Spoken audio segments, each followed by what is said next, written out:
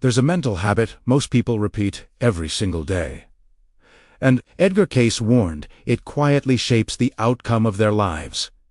Christmas doesn't ask for your permission. It arrives with songs, lights, obligations, emotional weight, and beneath all of it, something far older is moving. Scientists are now seeing measurable shifts in collective behavior during the holiday season. Patterns that repeat across cultures, across generations, with unsettling precision. Cayce didn't call it manipulation. He called it alignment. And he said most people never notice when it happens. If you're watching this, you're already questioning something most people accept without thought. Subscribe now, because what comes next will change how you see December forever. The story begins in 1935. Edgar Cayce was conducting a reading for a woman who asked why she felt emotionally overwhelmed every Christmas. His answer wasn't about joy or family. He said the season creates a psychic pressure, a collective field of expectation, memory, and obligation that the mind interprets as personal emotion. But it isn't personal. It's atmospheric, and it's designed to synchronize human consciousness toward specific emotional frequencies. Cayce described it as a form of mass hypnosis, activated not by force, but by repetition, imagery, and cultural agreement. He said the symbols of Christmas, the tree, the lights, the music, the narratives of giving and sacrifice weren't arbitrary. They were anchors, psychological triggers embedded so deeply into the collective mind that questioning them felt like rejecting warmth itself. But here's the first contradiction. Cayce wasn't against Christmas. He participated in it. He gave gifts. He honored the day. What he warned against was unconscious participation. He said the danger wasn't in the holiday. It was in the automation of the mind during the holiday, the way people stop thinking and start performing, the way emotions become borrowed, not generated, the way the self dissolves into the collective script. And he said this wasn't accidental. It was functional. A society that could synchronize the emotional state of millions during a single season had discovered something profound about human consciousness. It had learned how to guide it. Neuroscientists today have confirmed parts of Cayce's observation. Studies show that during the weeks surrounding Christmas, the brain's default mode network, the region responsible for self-referential thought and introspection, shows decreased activity. Meanwhile, areas associated with social conformity, memory recall, and emotional contagion become hyperactive. The brain, in other words, shifts from individual processing to collective mirroring. It stops asking, "What do I feel?" and starts asking, "What am I supposed to feel?" This isn't metaphor. This is measurable. Functional MRI scans reveal that exposure to Christmas music, imagery, and seasonal narratives triggers the same neural pathways activated during religious rituals, political rallies, and mass grief events. The brain enters a state of heightened suggestion. It becomes open, receptive, malleable. Cayce called this the season of the open door. He said the veil between the conscious and subconscious mind becomes thinner during Christmas, not because of divine intervention, but because of collective focus. Millions of people directing their attention toward the same symbols, the same stories, the same emotional notes. This creates what he described as a psychic resonance field. And within that field, the individual mind becomes more impressionable, more willing to accept external narratives as internal truth. He said this was why people cry at Christmas movies they've seen a dozen times, why they feel compelled to give gifts they can't afford, why they experience sudden waves of nostalgia for childhoods they barely remember. The emotion isn't false, but it isn't entirely theirs either. It's borrowed from the field, and the field is controlled.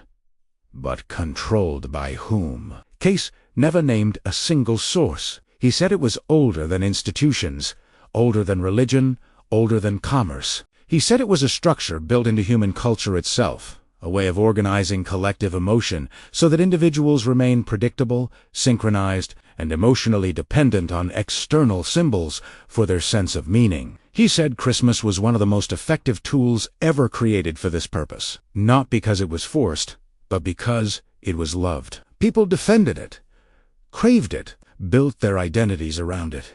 And in doing so, they surrendered the one thing that made them sovereign: their attention. Here's the second contradiction. Cayce said the original intent behind the Christmas structure was benevolent. It was designed to remind humanity of unity, sacrifice, and renewal. But over centuries, the structure was repurposed. The symbols remained the same, but the frequency changed. What was once a celebration of inner light became a season of obligation. What was once a call to introspection became a mandate for performance. The tree, originally a symbol of eternal life and spiritual connection, became a commercial centerpiece. The act of giving, once a sacred gesture of selflessness, became a transactional ritual measured in dollars and social approval. The music, once designed to elevate consciousness, became a repetitive loop that numbed the mind into passive acceptance. Cayce said this inversion wasn't accidental. It was strategic, because a population that associated spiritual symbols with material obligation would never recognize when those symbols were being used against them. Psychologists have documented this phenomenon under different names: operant conditioning, emotional anchoring. Pavlovian association, the principle is the same. If you pair a stimulus with a response often enough, the response becomes automatic. Christmas music triggers nostalgia. Christmas lights trigger warmth. Christmas narratives trigger guilt, longing, and the compulsion to participate. The brain doesn't question these responses. It accepts them as natural. But Cayce said they weren't natural. They were trained, and the training began in childhood, before the conscious mind had the capacity to resist. He said this was why Christmas felt so powerful. It wasn't operating on the level of thought. It was operating on the level of identity. To reject Christmas was to reject the self, or at least the version of the self that had been constructed by the culture. Here's the third contradiction. Cayce said the manipulation wasn't inherently evil. It was neutral. A tool, the same mechanism that conditioned people to associate Christmas with obligation, could be used to associate it with liberation. The same symbols that triggered passivity could trigger awakening. The same collective field that synchronized minds toward conformity could synchronize minds toward higher consciousness. But only if the individual became aware of the process. Only if they learned to observe their own responses instead of identifying with them. Cayce said this was the hidden purpose of the season. Not to participate unconsciously, but to wake up within the participation. To see the structure while still honoring the intention. To give without compulsion. To feel without borrowing. To celebrate without performing. But most people never reach this stage. They remain inside the program. And the program is extraordinarily sophisticated. It doesn't rely on force. It relies on love, on memory, on the fear of being outside the warmth. Cayce said this was the most elegant form of control ever devised, because it didn't feel like control. It felt like belonging, and the human mind would endure almost anything to avoid the pain of separation. Anthropologists have traced the structural origins of Christmas back thousands of years. The winter solstice celebrations, the Roman Saturnalia, the Norse Yule, the Egyptian festivals of light. Every culture that survived the northern winter developed rituals to mark the turning point, the moment when darkness began to recede and light began to return. These weren't arbitrary, they were survival mechanisms, psychological anchors that gave communities hope during the harshest months of the year. But they were also control mechanisms, because the rituals dictated behavior. They told people when to gather, when to give, when to celebrate, when to reflect. They created a rhythm, a structure, a shared reality, and those who deviated from the structure were viewed with suspicion, not because they were dangerous, but because they threatened the cohesion of the collective field. Cayce said Christianity didn't invent this structure. It inherited it. The early church recognized that the winter solstice celebrations were too deeply embedded in human culture to erase. So it absorbed them. It rebranded them. It placed the birth of Christ on December 25th, not because there was historical evidence for that date, but because it aligned with the existing emotional architecture of the season. The tree became the symbol of eternal life through Christ. The lights became the light of the world. The act of giving became an imitation of divine sacrifice. The church didn't destroy the old rituals. It consecrated them, and in doing so, it gained control over the emotional frequency of the season. It dictated what the symbols meant, what emotions were appropriate, what behaviors were virtuous. And because the structure was already in place, the population accepted the new meanings without resistance. But here's what Cayce saw that most historians miss. The church didn't control the structure.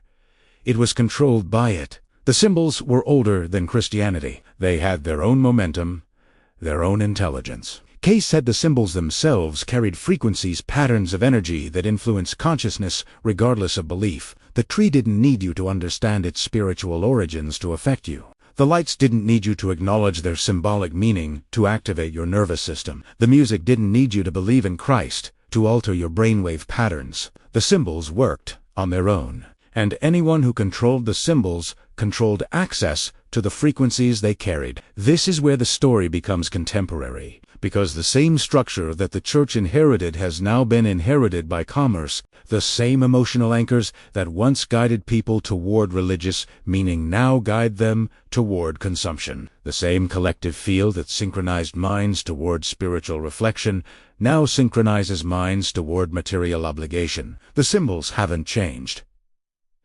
The tree is still the centerpiece. The lights still line the streets. The music still plays in every store. But the frequency has shifted. The emotional resonance is no longer reflect and renew.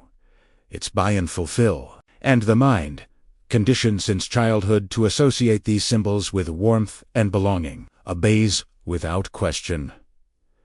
Cayce predicted this. He said the structure would eventually be captured by economic forces because those forces understood the power of the season better than the individual did. He said commerce would learn to weaponize nostalgia, to turn memory into currency, to make people believe that love could be purchased and obligation could be satisfied with objects. And he said most people would never notice the shift because the symbols would remain the same. The emotional response would remain the same.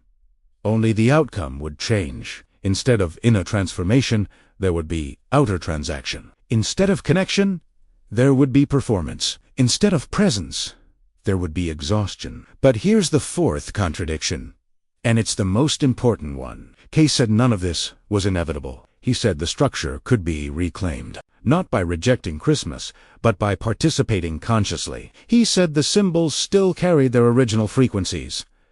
The tree could still connect you to eternal life. The lights could still awaken inner illumination. The music could still elevate consciousness. The act of giving could still be sacred, but only if you stopped automating your responses. Only if you questioned why you felt what you felt. Only if you observed the program instead of becoming it. He gave specific instructions. He said to approach the season as an experiment in awareness, to notice when you felt compelled to do something you didn't want to do, to ask yourself whether the emotion you were experiencing was yours or borrowed, to observe the way the symbols affected your nervous system, to pay attention to the moments when you felt most alive and the moments when you felt most performed. He said the season was a mirror. It reflected the degree to which you were living consciously or unconsciously, and if you are willing to look, it would show you exactly where you had given your power away. Modern psychology has begun to validate this approach. Mindfulness researchers have found that individuals who practice non-judgmental observation during emotionally charged periods report significantly lower levels of stress, obligation, and regret. They experience the same external stimuli, the music, the imagery, the social pressure, but they don't internalize it as identity. They don't collapse into the collective field. They remain observers. And in that observation, they retain agency. They can choose which emotions to honor and which to release. They can participate in the rituals without being consumed by them. They can give without resentment. They can celebrate without exhaustion, because they've separated the symbol from the conditioning. They've reclaimed the structure. But this requires something most people aren't willing to do. It requires discomfort.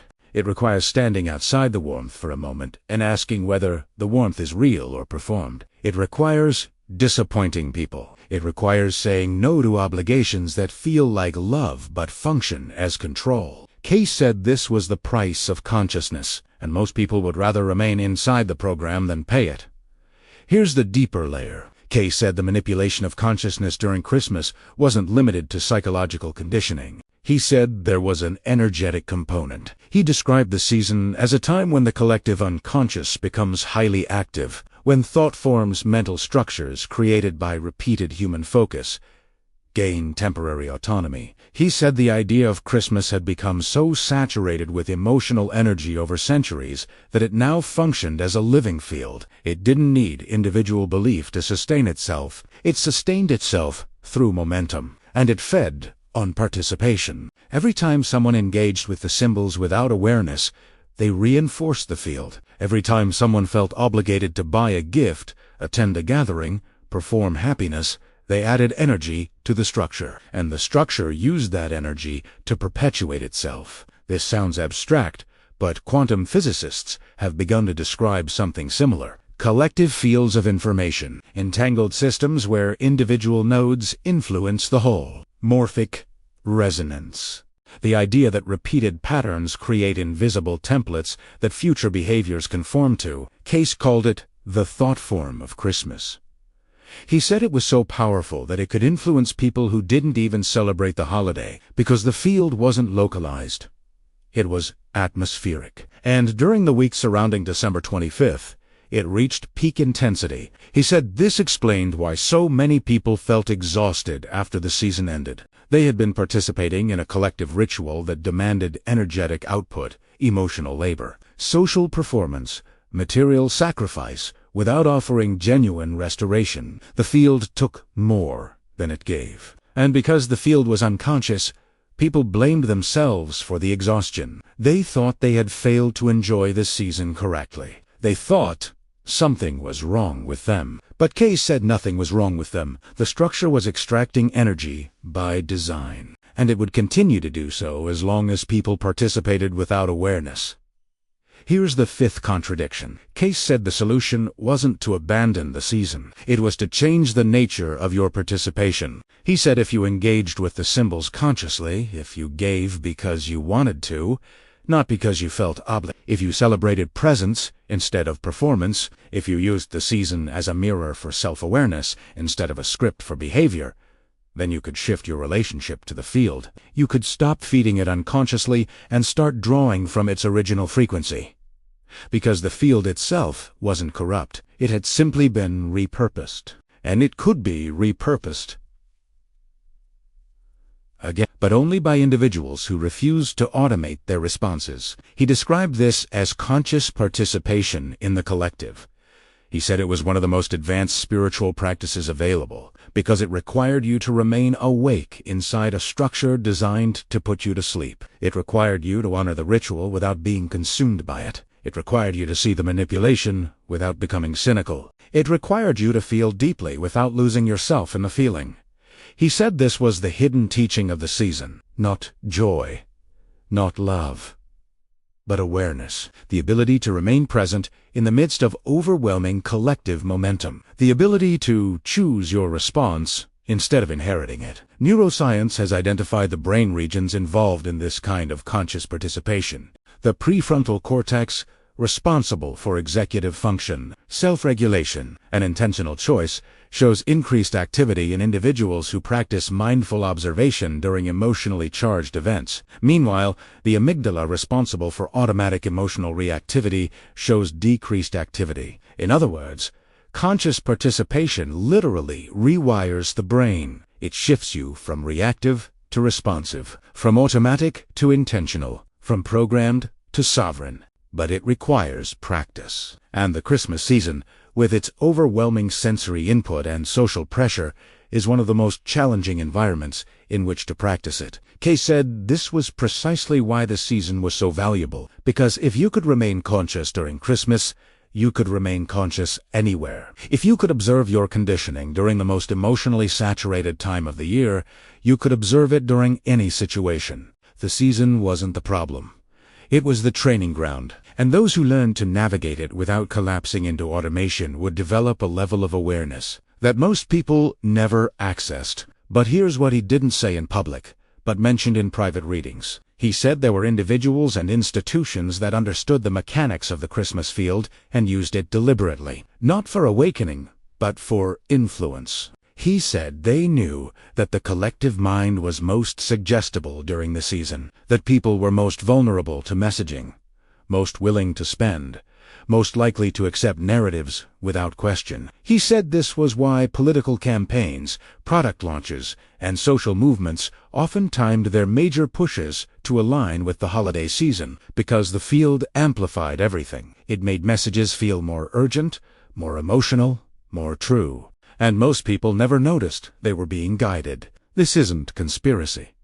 This is strategy. Marketing firms have known for decades that consumer behavior during the holiday season follows predictable patterns, that people will spend beyond their means, that they will prioritize emotion over logic, that they will make purchasing decisions based on guilt, nostalgia, and the fear of disappointing others. Behavioral economists call this seasonal irrationality. Cayce called it psychic vulnerability.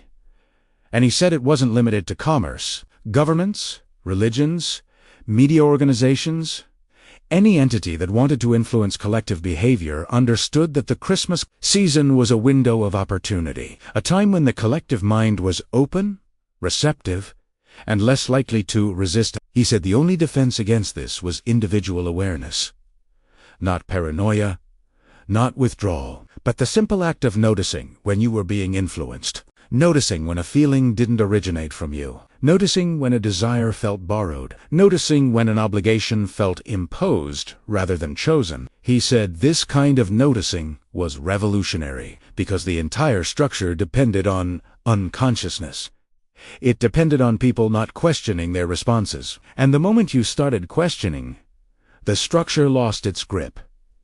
Here's the final contradiction. Cayce said the manipulation wasn't evil. It was necessary. He said human consciousness required structure. It required rituals, symbols, shared narratives. Without them, society would collapse into chaos. The problem wasn't the structure itself. The problem was the lack of awareness within the structure. The problem was that people had forgotten the structure existed. They thought their emotions were spontaneous, their desires original, their obligations chosen. But Cayce said most of what people experienced during Christmas and during life in general was scripted, inherited, automated, and the work of consciousness was to wake up inside the script without destroying it, to see the strings without cutting them, to honor the ritual while reclaiming your sovereignty. This is the paradox he described. You can't escape the structure by rejecting it. Rejection is just another form of reaction, another form of automation. The only way out is through. You have to participate consciously. You have to feel the weight of the obligation without collapsing into it. You have to see the manipulation without becoming cynical. You have to honor the symbols while questioning their hold on you. This is the razor's edge.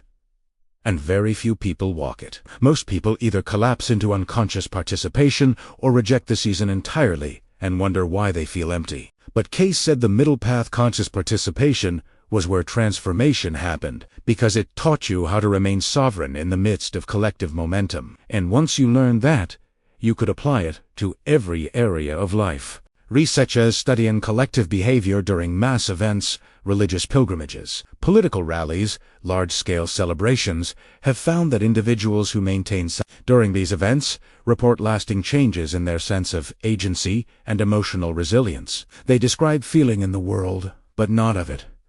Able to participate without being consumed, able to feel without losing themselves. This is exactly what Cayce described. And he said the Christmas season was one of the most accessible training grounds for this skill, because it happened every year. Because it involved everyone, because it was both deeply personal and intensely collective. If you could learn to navigate it consciously, you would develop a capacity that most people never even knew was possible.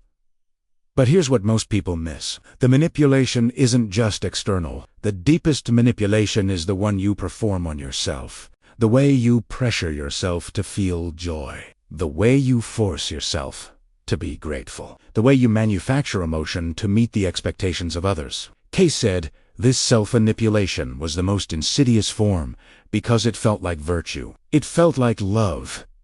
But it was violence. It was the denial of your actual experience in service of a collective image. And it was exhausting. He said the most radical act you could perform during Christmas was to tell the truth. To yourself, first, about what you actually felt, about what you actually wanted, about what you were doing out of genuine desire and what you were doing out of fear. He said this honesty would dismantle the internal program faster than any external rebellion ever could.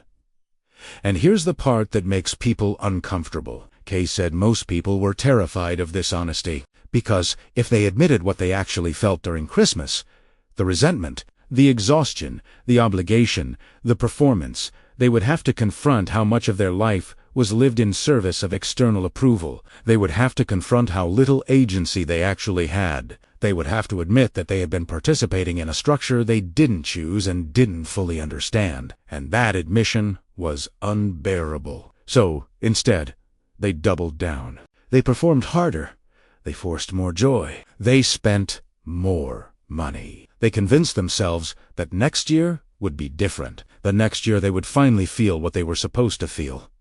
But Cayce said next year never came, because the problem wasn't the execution. The problem was the expectation. The problem was the belief that Christmas was supposed to feel a certain way, and that belief was the cage. So what did Cayce actually recommend? He said to approach the season as an observer, to participate, but from a place of witnessing, to high beliefs, but only when the desire arose naturally. To attend gatherings, but to leave when your energy depleted. To honor traditions, but to question why they mattered to you. To feel emotions, but to ask where they came from. He said this kind of participation was sacred, because it was honest, it was rooted in presence instead of performance, and it transformed the season from a collective obligation into a personal practice. He also said to pay attention to your body. He said the body never lied. If you felt tension, exhaustion, or resistance, that was information. It was your system telling you that something was misaligned, that you were participating unconsciously, that you were giving energy you didn't have. He said most people ignored these signals. They overrode them with willpower. Caffeine, alcohol, distraction. But the signals didn't disappear. They accumulated, and by the time the season ended, people were depleted. Their nervous systems were fried. Their immune systems were compromised. Their relationships were strained.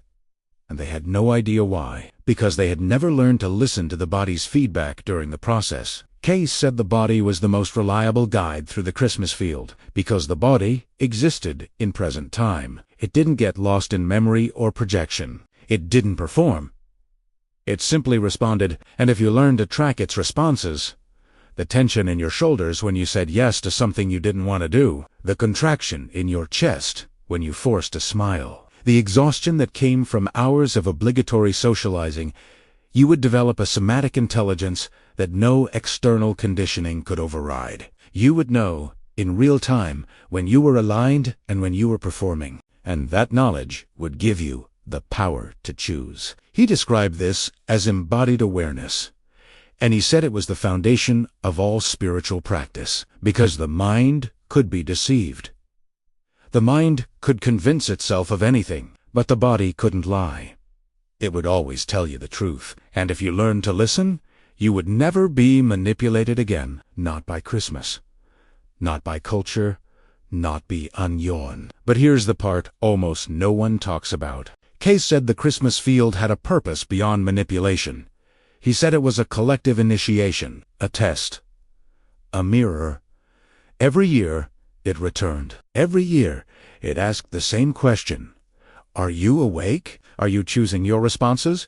Or are they choosing you? Are you living consciously? Or are you automating your existence? He said the season would continue to return until you learned the lesson. And the lesson wasn't about Christmas. The lesson was about sovereignty, about presence, about the capacity to remain yourself in the midst of overwhelming collective momentum. And here's the secret he revealed only in private readings. He said those who learned to navigate the Christmas field consciously would develop a kind of immunity to mass conditioning. They would be able to see collective programming in real time. They would recognize when their emotions were being manipulated. They would notice when narratives were designed to guide behavior. They would retain agency in situations where most people collapsed into reaction. He said this was the hidden gift of the season. Not joy, not connection, but discernment, the ability to see clearly, to remain sovereign, to choose. And once you developed that discernment during Christmas, it would extend to every other area of life. You would see the programming in politics, in media, in relationships, in your own thought patterns. You would recognize the scripts you inherited, the beliefs you never questioned, the behaviors you automated. And you would finally have the power to change them, not by force, not by rebellion, but by awareness, by simply seeing what was there. And in that seeing, the grip would loosen, the structure would lose its hold, and you would become, for the first time, genuinely free. But most people will never do this. They will continue to participate unconsciously. They will feel the exhaustion, the obligation, the performance, and they will blame themselves, or they will blame the season. But they will never see the structure, and the structure will continue to run, year after year, generation after generation, until someone decides to wake up inside it. Cayce said this was the real meaning of the season. Not the birth of a savior, but the birth of awareness. The moment when an individual stops inheriting their experience and starts creating it. The moment when conditioning becomes visible. The moment when automation becomes choice. He said this was the most profound gift you could give yourself. And it was the one gift the season would never advertise, because the structure doesn't want you awake. It wants you participating. It wants you buying, performing, obligating, exhausting yourself in service of an image. And as long as you do, the field sustains itself. The symbols retain their power. The manipulation continues. But the moment you wake up, the moment you see what's happening, everything changes. Not the season. You. And that's what Cayce really said about Christmas. Not that it was evil, not that it should be rejected, but that it was the most sophisticated consciousness training ground humanity had ever created. And those who learned to navigate it consciously would develop a level of awareness that most people spent lifetimes searching for, because the season taught you how to remain sovereign in the midst of overwhelming collective force, how to feel without collapsing, how to participate without automating, how to honor the structure without being consumed by it. And once you learned that, you would never be manipulated again. But here's what he never said out loud, what only appeared in fragmentary notes and private correspondences. The individuals who developed this level of awareness during Christmas often reported something strange. They said the season began to feel different, not because the external structure changed, but because their relationship to it shifted. The music no longer triggered automatic nostalgia. The lights no longer compelled unconscious warmth. The obligations no longer felt like obligations. Instead, the symbols became neutral, empty, waiting to be filled with whatever meaning the individual chose to give them. And in that emptiness, there was freedom. Not the freedom of rejection, the freedom of choice. The freedom to participate fully, consciously, without surrendering sovereignty. This was the state case called conscious communion with the collective. And he said it was one of the rarest and most valuable skills a human being could develop. But it required something most people refused to give. It required the willingness to stand alone inside the crowd, to feel separate while remaining connected, to see the machinery without becoming cynical, to honor the ritual without believing it defined you. This was the edge, the razor's edge between participation and automation, and walking it required constant vigilance, because the pull of the collective was strong, the comfort of the script was seductive, and the mind wanted to collapse back into the familiar. Cayce said this was the real battle, not against Christmas, against your own conditioning, against the part of you that wanted to belong so badly you were willing to disappear. The question isn't whether Christmas manipulates consciousness. The question is whether you'll notice when it does.